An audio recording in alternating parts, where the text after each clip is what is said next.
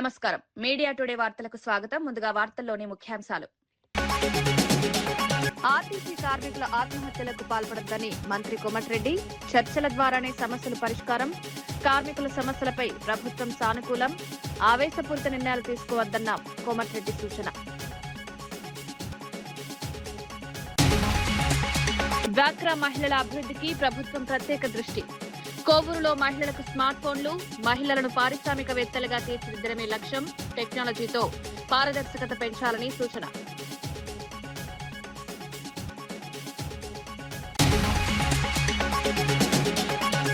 రేవంత్ ప్రభుత్వంపై వినోద్ కుమార్ ఘాటు హెచ్చరికలు. మేడిపల్లి ప్రాజెక్టు పనుల్లో జాప్యంపై ఆగ్రహం. రైతుల ప్రయోజనాలను విస్మరించారన్న విమర్శ. బాధ్యతగా పనిచేయాలని సూచన.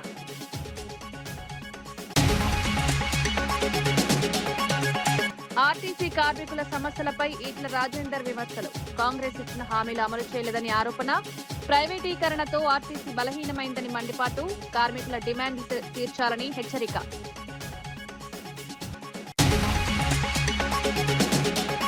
రాహుల్తో భేటీపై మహేష్ గౌడ్ కీలక వివరాలు.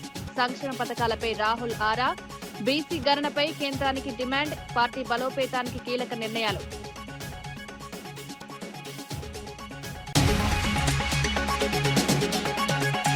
పీసీసీ చీఫ్ మహేష్ కుమార్ గౌడ్ రాహుల్ గాంధీతో జరిగిన సమావేశంపై వివరాలు వెల్లడించారు.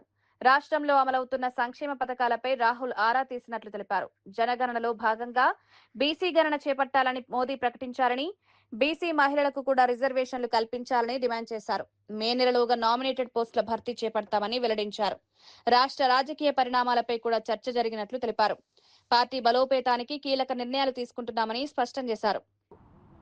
నిన్న జరిగిన బీసీ స్టీరింగ్ కమిటీ సమావేశం జరిగినటువంటి విషయాలు కూడా చర్చకు వచ్చినాయి.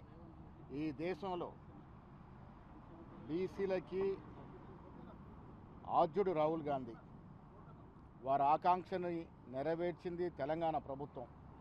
నిన్న బీసీ స్టీరింగ్ కమిటీ సమావేశంలో కూడా తెలంగాణలో జరిగినటువంటి కులసరి అంశాలని రాహుల్ గాంధీ గారు స్పష్టంగా ప్రస్తావించారు.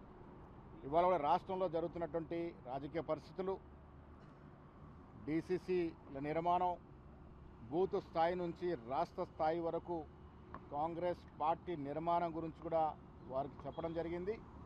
వచ్చే రోజుల్లో రేవంత్ రెడ్డి గారు మేము మాట్లాడుకొని మరొక బీసీ స్టీరింగ్ కమిటీ సమావేశం కూడా హైదరాబాద్లో ఏర్పాటు చేస్తాం. ఆర్టీసీ కార్మికుల సమస్యలపై మంత్రివర్గంలో చర్చించినట్లు మంత్రి శ్రీధర్ బాబు తెలిపారు. సమస్యల పరిష్కారానికి ప్రభుత్వం తప్పకుండా చర్యలు తీసుకుంటుందని హామీ ఇచ్చారు. కార్మికులు తొందరపాటు నిర్ణయాలు తీసుకోకూడదని, ముఖ్యంగా ప్రాణాలు తీసుకునే ఆలోచనలు చేయవద్దని స్పష్టం చేశారు. ఇది తమ ప్రభుత్వమని, ఉద్యోగుల కుటుంబాలకు అన్యాయం జరగదని భరోసా ఇచ్చారు. కొందరు ప్రేరేపిత శక్తుల ప్రభావానికి లోనవ్వకుండా చర్చలకు రావాలని కోరారు. సమస్యలను చర్చల ద్వారా పరిష్కరించుకునే దిశగా ముందుకు సాగాలని సూచించారు. వారు చేస్తా ఉన్న ధర్నా కార్యక్రమానికి సంబంధించి మొదటగా చర్చించడం జరిగింది. ప్రభుత్వం తరఫున వారికి మేము అప్పీల్ చేస్తూ ఉన్నాం. కార్మిక సోదరులందరూ కూడా సమన్వయం పాటించాలని మా కార్మిక సోదరులకు అప్పీల్ చేస్తూ ఉన్నాం. సమస్యల పరిష్కారానికి తప్పకుండా ప్రభుత్వం చర్చలు చేపట్టడం జరుగుతుంది. ఆర్టీసీ కార్మికులకు మేము మనవి చేస్తాం, ఎలాంటి తొందరపాటు చర్యలు పాల్పడొద్దని మేము కోరుతా ఉన్నాం. ప్రాణాలు తీసుకోవటం అనేది చాలా బాధాకరమైన విషయం. మరి ఇలాంటి ఆలోచన చేయొద్దని ఈ తెలంగాణ రాష్ట్రం సాధించిన మీకు,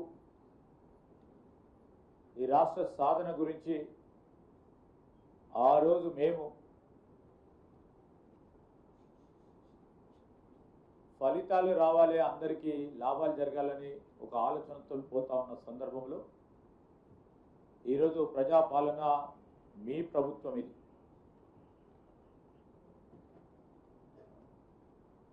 మీ ప్రభుత్వానికి సంబంధించి నమ్మకంతో ఉండండి.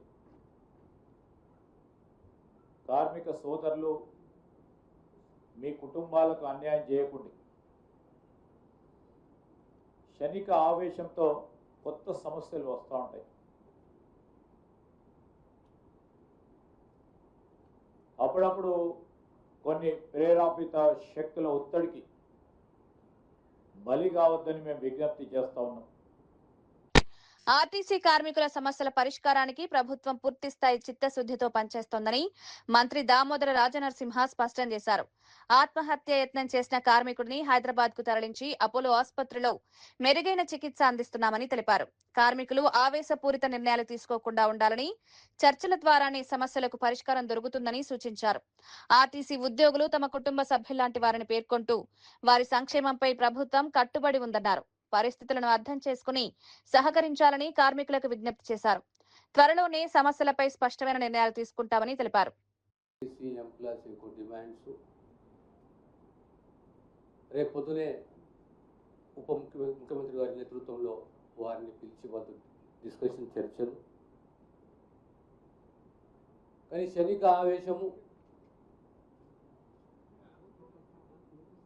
ప్రాణాలు త్యాగం చేయడము, త్యాగమే కాకుండా క్షణిక ఆవేశం ఇది. దీంతో తీవ్రంగా ఆ కుటుంబం నష్టపోతుంది. ఎక్కడో ఇలాంటి సంఘటనలు జరగకూడదు, దాన్ని ప్రోత్సహించకూడదు. మా అపీల్ ఆర్టీసీ ఎంప్లాయీస్ తోటి, the entire cabinet appeals to the RTC employees, you are part of the family.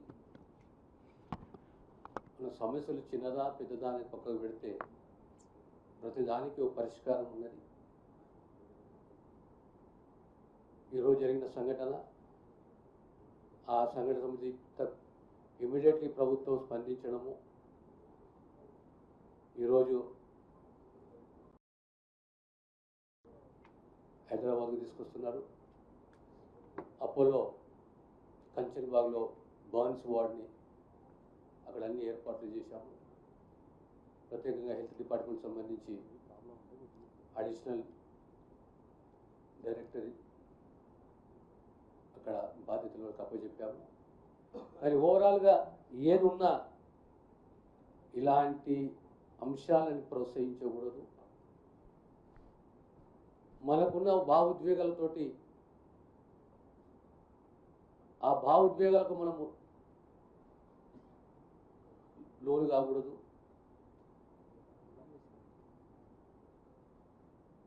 మన అప్పీల్లో అందరు ఎంప్లాయీస్ తోటి చర్చించుకుందాం.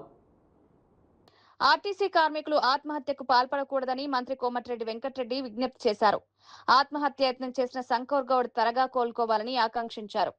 తెలంగాణ కోసం ఉద్యమంలో పోరాడి రాష్ట్రాన్ని సాధించామని గుర్తు చేశారు. గతంలో బీఆర్ఎస్ పాలనలో కార్మికుల సమస్యలు పట్టించుకోలేదని విమర్శించారు. కాంగ్రెస్ ప్రభుత్వం ఆర్టీసీకి భారీగా నిధులు కేటాయించిందని తెలిపారు. మహిళలకు ఉచిత ప్రయాణం వంటి పథకాలతో ప్రజలకు మేలు చేస్తున్నామని అన్నారు. సమస్యలను చర్చల ద్వారా పరిష్కరించుకోవాలని, ఆవేశపూరిత నిర్ణయాలు తీసుకోకూడదని సూచించారు. గుడికి పోయినా, బడికి పోయినా, పెళ్లి మ్యారేజ్ పోయినా ఉచిత ప్రయాణం మహాలక్ష్మి పథకం ద్వారా ఇస్తూ ఇలా ఆర్టీసీ సంస్థని బలోపేతం చేస్తూ, ఉల్టా మహిళా సంఘాలకు బస్సెస్ ఇచ్చుకుంటూ వారిని కూడా చేస్తూ ఇన్ని కార్యక్రమాలు చేస్తున్నాం. అందుకనే మీకు దయచేసి మళ్ళీ విజ్ఞప్తి చేస్తున్నాం. తప్పకుండా ఈ ప్రభుత్వం మీ సమస్యలపై సానుకూలంగా మినిస్టర్ గారు స్ట్రైక్ నోటీస్ ఇచ్చినప్పటికీ మాట్లాడుతున్నారు. వివిధ కారణాలతోని ఇవన్నీ కూడా ఆలస్యం అవుతున్నాయి. మీరు ఎవ్వరు కూడా ఎలాంటి చేయొద్దు. కాళేశ్వరం ప్రాజెక్టుపై జస్టిస్ ఘోష్ కమిషన్ తీరుపై విమర్శలు వెల్లువెత్తుతున్నాయి. సహజ న్యాయ సూత్రాలను పాటించకుండా నోటీసులు ఇవ్వకుండానే ఆరోపణలు చేసినట్టు విమర్శలు వినిపిస్తున్నాయి. ఈ నేపథ్యంలో హైకోర్టు ఇచ్చిన తీర్పు కాంగ్రెస్ ప్రభుత్వానికి చెంపపెట్టులా మారిందని ప్రతిపక్షాలు అంటున్నాయి. కేసీఆర్, హరీష్ రావులపై వచ్చిన ఆరోపణలపై కోర్టు స్పష్టతనిచ్చిందని పేర్కొంటున్నారు. ఈ అంశం రాష్ట్ర రాజకీయాల్లో తీవ్ర చర్చకు దారితీస్తుంది. తెలంగాణ నిదానం జై తెలంగాణ అనిపించినటువంటి గొప్ప నాయకుడు కేసీఆర్ గారు. చరిత్ర దాస్తే దాగనిది. తెలంగాణ ఉద్యమాన్ని ప్రతి తెలంగాణ బిడ్డ గుండెల్లో రగిలించి తెలంగాణ వస్తేనే ఈ గడ్డకి విముక్తి జరుగుద్ది, తెలంగాణ ఒక గొప్ప రాష్ట్రం అవుతుంది, తెలంగాణ ఒక అభివృద్ధి చెందిన ప్రాంతం అవుద్ది అని చెప్పి కేసీఆర్ గారు కన్నటువంటి కలల ఫలితమే ఇవాళ తెలంగాణ రాష్ట్రము. ఇవాళ తెలంగాణ బిడ్డలు తలెత్తుకొని తిరుగుతున్నారు అంటే ఆ రోజు టీఆర్ఎస్ పార్టీ నాయకత్వంలో కేసీఆర్ గారి యొక్క మార్గదర్శకత్వంలో జరిగినటువంటి మహోన్నత పోరాట ఫలితమే తెలంగాణ రాష్ట్రం. సచివాలయంలో మంత్రులు మీడియాతో సమావేశమై ప్రభుత్వ కీలక నిర్ణయాలను వెల్లడించారు. ఈ ప్రెస్ మీట్ లో తాజా పరిణామాలు, సంక్షేమ పథకాలు, అభివృద్ధి కార్యక్రమాలపై వివరాలు తెలియజేశారు. రాష్ట్రంలో అమలవుతున్న పథకాల పురోగతిపై సమీక్ష చేసినట్లు తెలిపారు. ప్రజలకు చేరువగా పాలన అందించడమే ప్రభుత్వ లక్ష్యమని మంత్రులు స్పష్టం చేశారు. కొన్ని కీలక అంశాలపై త్వరలో నిర్ణయాలు తీసుకోనున్నట్లు సంకేతాలిచ్చారు. ప్రజా సమస్యల పరిష్కారంపై ప్రత్యేక దృష్టి సారిస్తున్నామని తెలిపారు. ఈ సమావేశం రాష్ట్ర రాజకీయాల్లో చర్చనీయాంశంగా మారింది. 4 వారాలు జీవోలు ఇచ్చిన తర్వాత కూడా ఈ కార్యక్రమం జరిగింది. సో ప్రభుత్వం, గౌరవ ముఖ్యమంత్రి గారు, ఉప ముఖ్యమంత్రి గారు, సహచార మంత్రులందరం కూడా ఈ రోజు ఆర్టీసీ కార్మికులకు విజ్ఞప్తి చేస్తా ఉన్నాం. దయచేసి ఎటువంటి తొందరపాటు ఆలోచన చేయకండి. ప్రభుత్వం పూర్తి స్థాయిలో మీ పట్ల సానుకూలంగా ఉంది. అన్ని అంశాలకు సంబంధించినటువంటి విషయం లోపల మంత్రివర్గ ఉపసంఘం త్వరలోనే రేపు ఎల్లుండి ఎప్పుడో కూర్చొని మీకు సంబంధించిన అన్ని అంశాలను వింటుందనే మాట మనం చేస్తూ, మీ అందరూ కూడా తెలుసు, కొత్త పత్రికల ద్వారా సమాజానికి చెప్పడం కొరకు మేము అధికారంలోకి వచ్చిన తర్వాత అటు మహాలక్ష్మి పథకాన్ని ఇవ్వడమే కాక 2013 పిఆర్సి పెండింగ్ బకాయిలు 280 కోట్లు ఇచ్చినాం. 2017 పిఆర్సీని ఇవ్వడంతో పాటుగా కార్మిక నియామకాలు కావచ్చు, లేదా డిస్మిస్డ్ ఉద్యోగాలకు సంబంధించి కావచ్చు, కొత్త ఉద్యోగాలు కావచ్చు, కొత్త బస్సులు కొనుగోలు చేయడం కావచ్చు, ఇన్ఫ్రాస్ట్రక్చర్ డెవలప్మెంట్ చేయడం కావచ్చు, అన్ని రకాల ఆర్టీసీ కార్మికులకు సంబంధించి పూర్తిగా సామరస్యంగా ఉన్నాం. మనం ఈ మధ్యలో మేనేజింగ్ డైరెక్టర్ గారు మేము మాట్లాడినప్పుడు కూడా కొంత యాజమాన్యం తరఫున కింది స్థాయిలో కొంత అధికారుల దగ్గర కొంచెం సమస్యలు ఉన్నాయంటే వాటిని కూడా తీసేసి ఎలక్ట్రికల్ బస్సులు వస్తుంటే ఉద్యోగ భద్రతకు సమస్య అనేటువంటి ఒక అపోహ సృష్టించిన సందర్భంలో కూడా అనేక సందర్భంలో ఒక్క ఉద్యోగం కూడా ఈ ప్రభుత్వం తీసేసే పరిస్థితి లేదు, తీయదు అనే మాట కూడా స్పష్టంగా చేసినాం.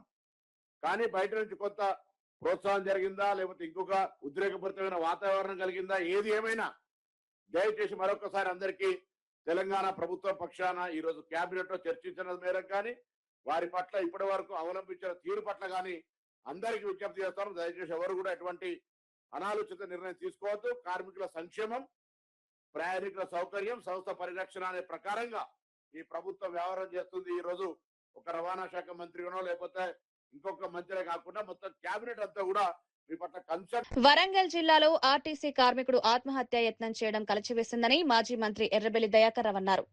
గాయపడిన కార్మికుడు శంకర్ గౌడ్ ను పరామర్శించి అతని ఆరోగ్య పరిస్థితిని తెలుసుకున్నారు. ఈ సందర్భంగా ప్రభుత్వంపై తీవ్ర విమర్శలు చేస్తూ కార్మికుల సమస్యలను వెంటనే పరిష్కరించాలని డిమాండ్ చేశారు. సమ్మె పరిస్థితులు ఇంత దూరం వెళ్లడం దురదృష్టకరమని పేర్కొన్నారు. కార్మికుల నాణ్యమైన డిమాండ్లు పట్టించుకోవడం వల్లే ఈ పరిస్థితి ఏర్పడిందన్నారు. ప్రభుత్వం చర్చలకు వచ్చి సమస్యలను పరిష్కరించకపోతే ఉద్యమాలు మరింత తీవ్రతరమవుతాయని హెచ్చరించారు. కార్మికుల ప్రాణాలతో ఆటలాడకూడదని సూచించారు. తొందరపడి నిర్ణయం తీసుకోవద్దు.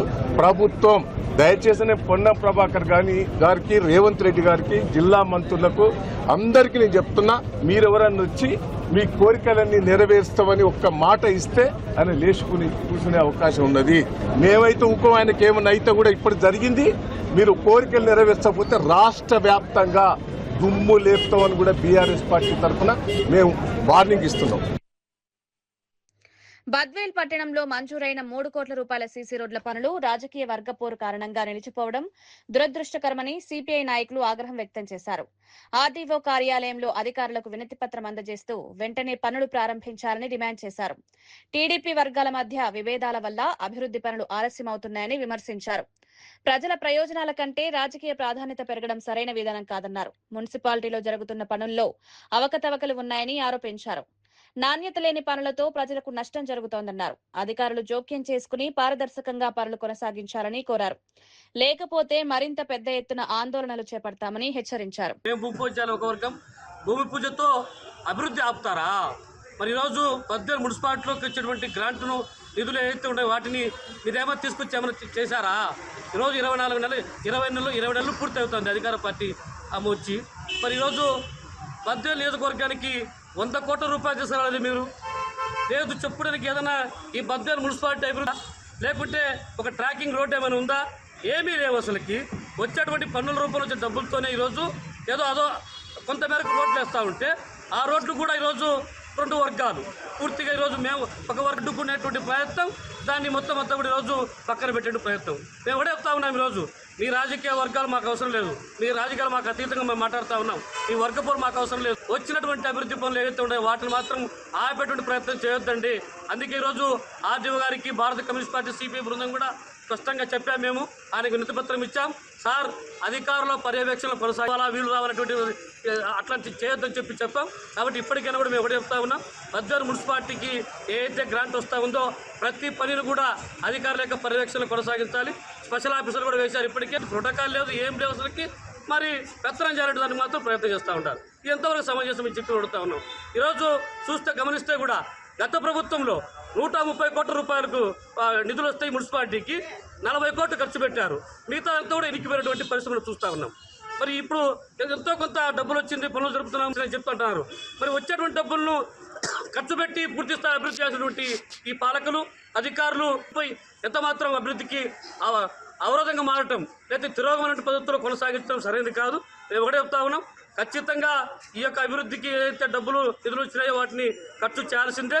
చేయకపోతే మాత్రం ఎంతటి వాళ్ళపైన కూడా అధికారులే పూర్తి స్థాయిలో మరి ఇప్పటికీ దీంట్లో చాలా రకరకాలైనటువంటి కూడా లొసుగులు.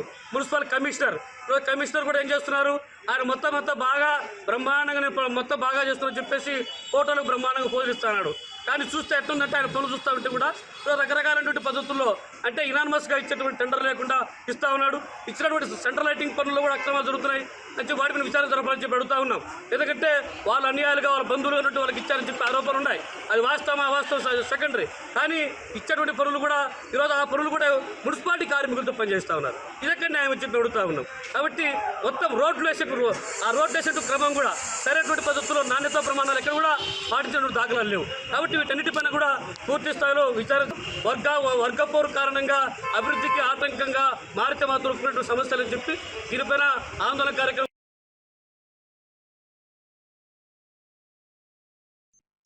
డ్వాక్రా మహిళల ఆర్థిక అభివృద్ధికి సీఎం చంద్రబాబు కట్టుబడి ఉన్నారని ఎమ్మెల్యే వేమిరెడ్డి ప్రశాంతిరెడ్డి తెలిపారు.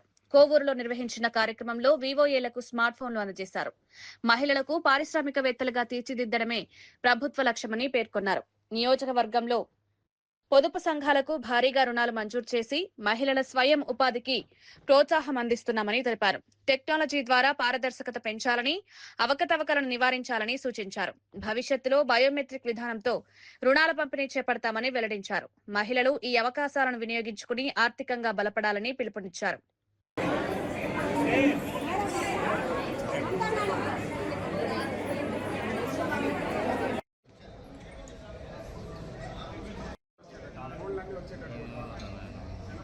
మేడం ఒకసారి ఫోన్ అందరూ పైకి ఎత్తనమ్మా. అందరూ వరకే తీసుకోవడం వెనకాల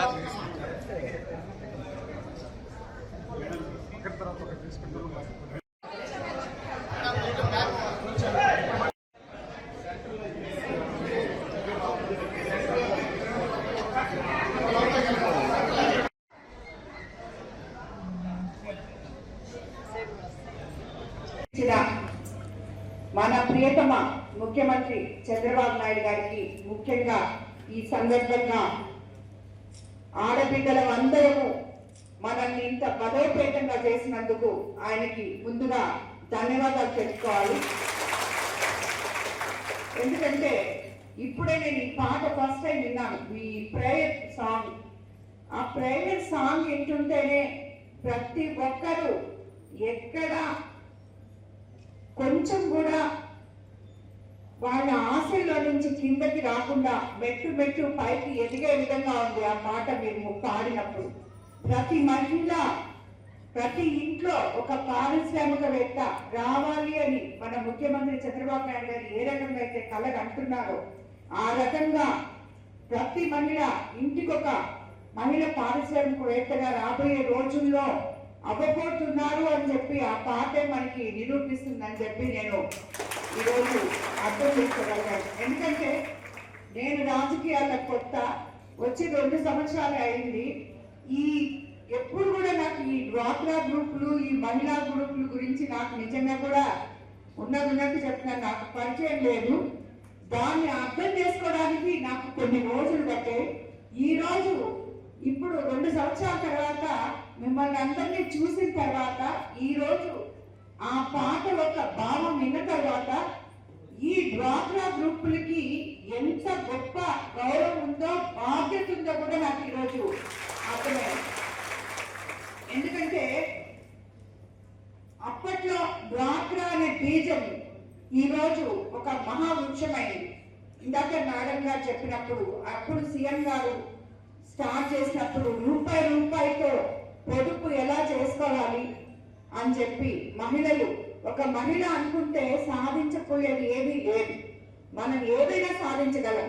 ఒక పక్క పని చేసుకోగలం, ఒక పక్క ఇల్లు చక్కబెట్టుకోగలం, ఆర్థిక పరిస్థితులు ఇబ్బందిగా ఉన్నా కూడా సమానంగా మనం చేసుకోగలం. అందులో నుంచి ₹1 మిగిలించి రేపు మళ్ళీ మన బిడ్డలకో భర్తకో అవసరమైతే వాళ్ళకి అందిగలం. అలాంటి గొప్ప ఓర్పు ఘనత ఒక మహిళకే దక్కింది. కాబట్టి మనమందరం కూడా నిజంగా అనుకుంటే ఈ రాష్ట్రాన్నే మార్చగలం. అదేవిధంగా ఈరోజు ఇక్కడికి మీరు ఇక్కడ ఉన్న మనకి 185 మంది వివోఏలు ఉన్నారు. వాళ్ళ కింద దీనికి సంబంధించి స్వయం సహాయక సంఘాలు 5,885 ఉంటే వాటిలో 59,000 మంది, సుమారు 60,000 మంది మహిళలు మీ అందరి ఆధ్వర్యంలో ఉన్నారు. తెలంగాణ ఉద్యమంలో కీలక పాత్ర పోషించిన ఆర్టీసీ కార్మికులను ప్రభుత్వ ఉద్యోగులుగా గుర్తిస్తామని అప్పట్లో ఇచ్చిన హామీలను కాంగ్రెస్ ప్రభుత్వం ఇప్పుడు అమలు చేయకపోవడం దుర్మార్గమని ఎంపీ ఈటెల రాజేందర్ తీవ్రంగా విమర్శించారు. కార్మికులకు అపాయింట్మెంట్ ఆర్డర్లు ఇవ్వకుండా కాలయాపన చేస్తూ మోసం చేస్తున్నారని మండిపడ్డారు. ఎలక్ట్రిక్ బస్సుల పేరుతో ప్రైవేట్ సంస్థలకు లాభాలు చేకూరుస్తూ పీఆర్సీ బకాయిలు చెల్లించకుండా ఆర్టీసీని బలహీనపరుస్తున్నారని ఆరోపించారు. ఉద్యమంలో కీలకంగా పనిచేసిన కార్మికులను ఇప్పుడు నిర్లక్ష్యం చేయడం అన్యాయమన్నారు. ప్రభుత్వం వెంటనే చర్చలకు రావాలని, కార్మికుల న్యాయమైన డిమాండ్లను పరిష్కరించాలని డిమాండ్ చేశారు. ప్రభుత్వ ఉద్యోగులుగా గుర్తించాలని, ప్రభుత్వ ఉద్యోగులుగా వాళ్ళని మార్చాలని చెప్పి ఆనాడు ప్రతిపాదన చేసిండ్రు. కానీ అమలు కాలే. 2023లో ఆనాటి ప్రభుత్వం ఆర్టీసీ కార్మికులని ప్రభుత్వ ఉద్యోగులుగా పరిగణిస్తూ జీవో ఇవ్వడం కూడా జరిగింది.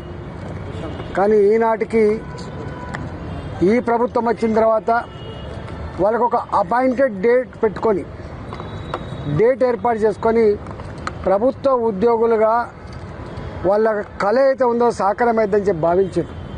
కానీ అది కాకపోయేసరికి వెంకన్న గారి నాయకత్వంలో మరోసారి ఆర్టీసీలో ఉన్నటువంటి అన్ని కార్మిక సంఘాలు కలిసి ప్రభుత్వానికి అల్టిమేటం ఇచ్చి ఇవాళ సమ్మె చేస్తున్న విషయం యావత్ తెలంగాణ ప్రజానీకంలో ఇవాళ మళ్ళీ ఆలోచన వస్తూ ఉంది.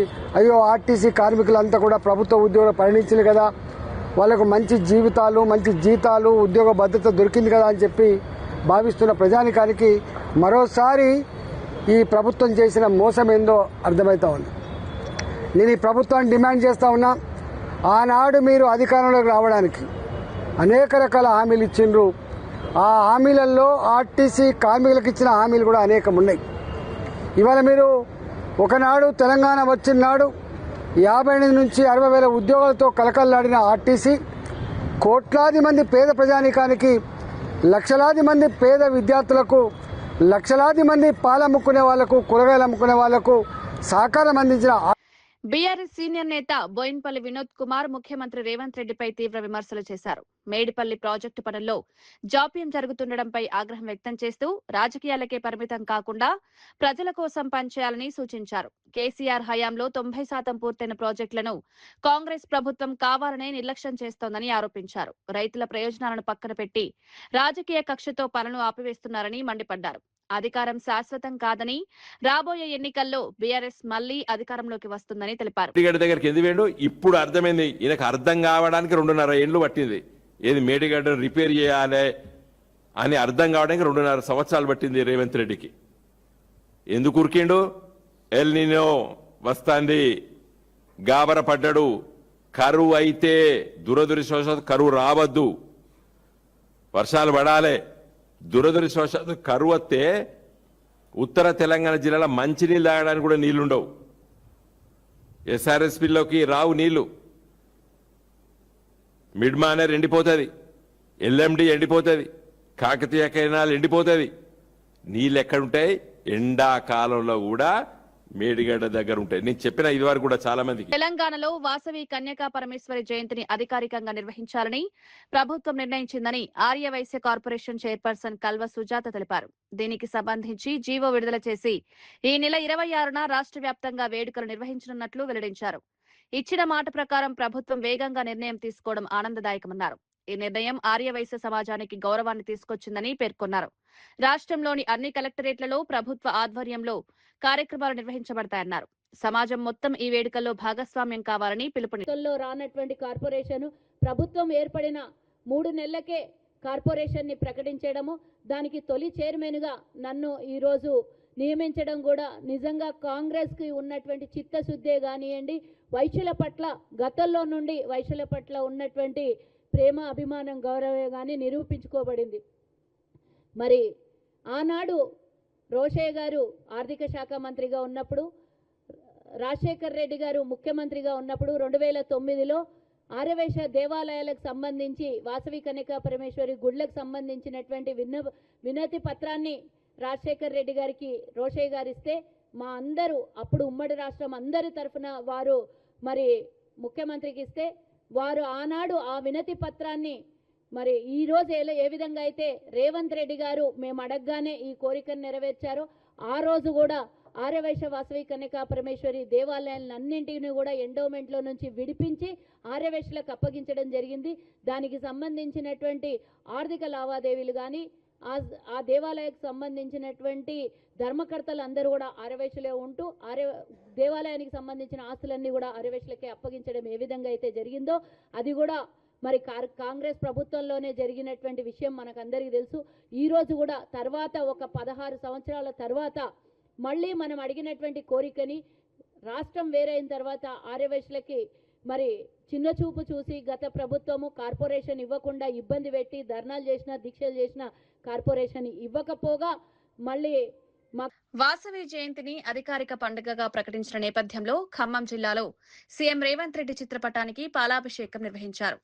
వైరా మున్సిపాలిటీలో జరిగిన ఈ కార్యక్రమంలో ఆర్యవైశ్య సంఘాల నాయకులు పెద్ద ఎత్తున పాల్గొన్నారు. ప్రభుత్వం తీసుకున్న నిర్ణయంపై సంతోషం వ్యక్తం చేస్తూ కృతజ్ఞతలు తెలిపారు. ప్రతి సంవత్సరం అధికారికంగా ఈ వేడుకలు జరగడం సమాజ గౌరవాన్ని పెంచుతుందన్నారు. ఈ సందర్భంగా స్థానిక నాయకులు మాట్లాడుతూ ప్రభుత్వం ఆర్యవైశ్యుల భావాలను గౌరవించిందని అభినందించారు. చేయడం జరిగింది. ఇది ఆర్యవైశ్యుడు ఎంతో సంతోషకరమైన విషయము. అలాగే ప్రతి సంవత్సరం కూడా ఇక నుంచి వాసవి మాత జయంతి అధికారికంగా ప్రభుత్వ లాంఛనాలతోటి జరుపుకోవడం జరుగుతుంది. ఈ యొక్క వైశాఖి ఈ యొక్క వాసవి మాత జయంతిని అధికారికంగా ప్రకటించినటువంటి సీఎం రేవంత్ రెడ్డి గారికి, అలాగే మల్లు భట్టి విక్రమార్క గారికి, అలాగే కల్వా సుజాత గుప్తా గారికి, మాలవ్ రామదాస్ నాయక్ గారికి ప్రత్యేకంగా ధన్యవాదాలు తెలియజేస్తూ, ప్రతి ఒక్క ఆర్యవైశ్యుడు ఈ రోజు గర్వపడేలాగా వాసవి మాత జయంతిని జరుపుకోవడం జరుగుతుంది. దీనికోసం కృషి చేసినటువంటి ప్రతి ఒక్కరికి ప్రత్యేక ధన్యవాదాలు తెలియజేసుకుంటున్నాను. వార్తలు ముగించే ముందు ముఖ్యాంశాలు మరోసారి. ఆర్టీసీ కార్మికుల ఆత్మహత్యలకు పాల్పడొద్దని మంత్రి కోమటిరెడ్డి, చర్చల ద్వారానే సమస్యలు పరిష్కారం, కార్మికుల సమస్యలపై ప్రభుత్వం సానుకూలం, ఆవేశపూరిత నిర్ణయాలు తీసుకోవద్దన్న కోమటిరెడ్డి సూచన. డ్వాక్రా మహిళల అభివృద్ధికి ప్రభుత్వం ప్రత్యేక దృష్టి, కోవూరులో మహిళలకు స్మార్ట్ ఫోన్లు, మహిళలను పారిశ్రామికవేత్తలుగా తీర్చిదిద్దడమే లక్ష్యం, టెక్నాలజీతో పారదర్శకత పెంచాలని సూచన.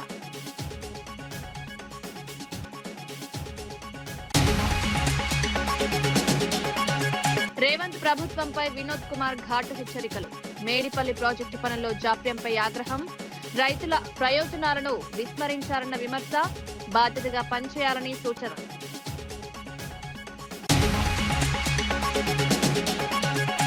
ఆర్టీసీ కార్మికుల సమస్యలపై ఈటల రాజేందర్ విమర్శలు, కాంగ్రెస్ ఇచ్చిన హామీలు అమలు చేయలేదని ఆరోపణ, ప్రైవేటీకరణతో ఆర్టీసీ బలహీనమైందని మండిపాటు, కార్మికుల డిమాండ్లు తీర్చాలని హెచ్చరిక.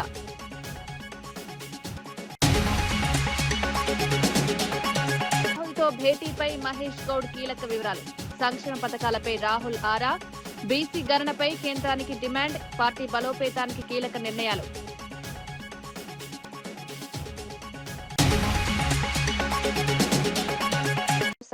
ఇవి ఈనాటి వార్తా విశేషాలు. మరో బులెటిన్లో మళ్ళీ కలుద్దాం. నమస్కారం.